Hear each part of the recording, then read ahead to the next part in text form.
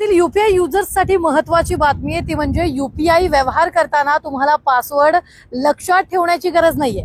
हो खरंय, कारण एनपीसीए आता पेमेंटची पासवर्ड सिस्टम अपडेट करणार आहे आणि यूपीआईच्या माध्यमातून तुम्ही एखाद्याला पैसे पाठवत असता तेव्हा तुम्हाला पासवर्ड टाकावा लागतो। आता हा पासवर्ड तुम्हाला लक्षात ठेवण्याची गरज नाहीये।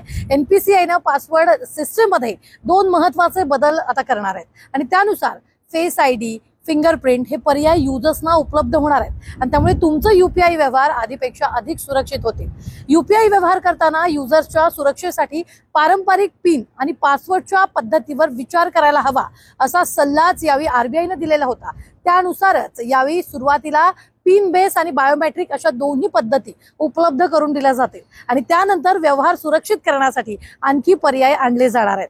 तुमच्या स्मार्टफोनमध्ये बायोमेट्रिक सुविधेचा वापर करण्यासाठी सर्वात आधी तुम्हाला यूपीआई पेमेंट व्हेरीफाईड करण्याची परवानगी मागितली जाईल। मग अँड्रॉइड डिव्हाइसवर फिंगरप्रिंट सेन्सर किंवा आयफोनवर फेस आयडीच्या माध्यमातून तुम्ही यूपीआई पेमेंट करू शकता।